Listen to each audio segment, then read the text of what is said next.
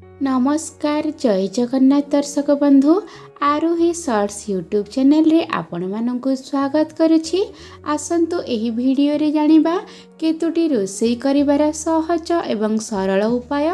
चलंतु वीडियोटी को आरंभ करने पूर्वर चैनल रे जो माने नुआ अछंती चैनल को सब्सक्राइब कर दियंतु, पाखे थिबा बेल आइकन को प्रेस कर दियंतु, जहा फल रे मोर नुआ नुआ वीडियो नोटिफिकेशन आपण मानक पाखरे सर्वप्रथमे पहुंची पारिबो।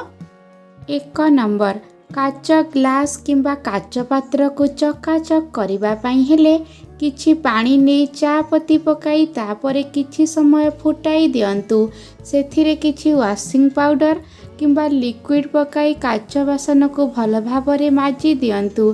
देखिबे काच बासन पूरा चमकी उठिबो। 2 नंबर अदा रसुण पेस्ट तैयारी कला बेले सेथिरे अल्प लूण एवं गरम तेल पकई ग्राइंडिंग करंतु। एहा द्वारा अदा रसुण बटा अधिक दिन पर्यंत सतेज रहिबो एवं शीघ्र नष्ट हेबो नाही। 3 नंबर जदि लेंबु आचार शीघ्र खराब हो जाउछि तेबे सेथिरे चीनीर सिरा मिसाई हल्का आंचरे गरम करी लेंबु आचार रे मिसांतु। एहा द्वारा आचार शीघ्र खराब हेबो नाही। 4 नंबर अधिक तेल मसला एवं खट्टा युक्त खाद्य खांतु नाही, एथिरे गला इन्फेक्शन हो जाई थाई। 5 नंबर प्रतिदिन 7टी तुलसी पत्र सेवन करंतु। तुलसी पत्र सेवन कले हार्ट एवं पेट रोग होई न थाई, ता सहित तुलसी पत्र कैंसर रोगरु मध्य बंचई थाई। 6 नंबर मुग डाली रे प्रोटीन फाइबर एवं विटामिन बी भरपूर मात्रा रे रही थाई। मुग डाली नियमित सेवन कले कोष्ठकाठिन्य रोगरु मुक्ति मिली थाई। 7 नंबर तरकारी अधिक राग होई जाइथिले तरकारी रे अल्प परिमाण रे क्षीर मलेई मिसाई दियंतु। तरकारी रे राग बहुत मात्रा रे कमी जिवो। 8 नंबर ठंडा हेले 20टी तुलसी पत्र 20टी गोलमरीचर गुंड एवं मिश्री एहाकु 2.5 ग्लास पानी देकी सिझांतु। जेतेबेले फुटी सारिबा परे एही पानी 1.5 ग्लास होई जिवो, सेथिरे टिके क्षीर मिसाई उषुम उषुम पियंतु। देखिबे केते आराम मिलिबो। 9 नंबर राति रे सोइबा पूर्वरु क्षीर सहित गुड़ मिसाई पीले पाचन तंत्र मजबूत होई थाई एवं रक्तर अभाव पूरा होई थाई। 10 नंबर सबुबेले बसिकी परिश्रा करंतु। छिड़ा होइकी परिश्रा कले एहार प्रभाव सीधा स्मरण शक्ति उपरे पड़ी थाई, जहा द्वारा स्मरण शक्ति धीरे धीरे कम होई थाई, तेणु छिड़ा होइकी परिश्रा करंतु नहीं। 11 नंबर राति रे जदि निद भांगिबा परे तुरंत पानी पिउछंती ताहेले ठंडा काश होई पारे, तेणु किछि समय परे पानी पीबा उचित।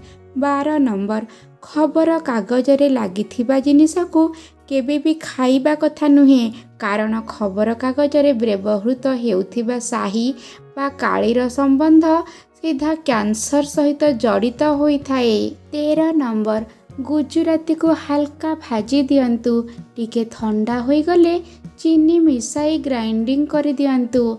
एहा द्वारा गुजराती पूरा चिकन भाबरे गुंड होई जाई थाई।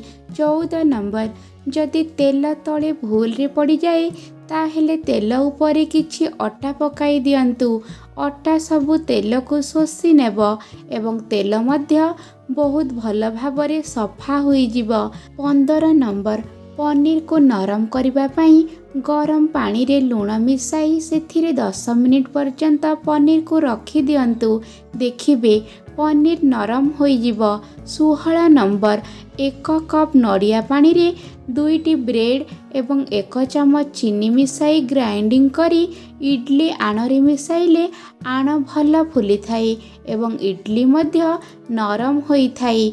17 नंबर लेंबु पानी पीवा द्वारा रक्त सफा हेबा सहित चेहरा बहुत आकर्षणीय होई थाए।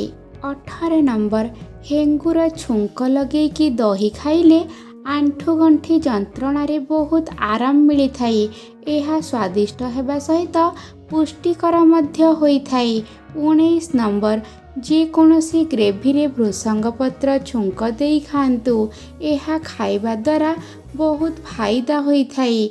20 ନମ୍ବର, ରୋଷେଇ କରିବାର 48 ମିନିଟ୍ ଭିତରେ ଭୋଜନ କରିଦିଅନ୍ତୁ। ଖାଦ୍ୟ ଯେତେ ଅଧିକ ସମୟ ରହିଥାଏ ତାର ପୋଷକ ତତ୍ତ୍ୱ କମିଯାଇଥାଏ।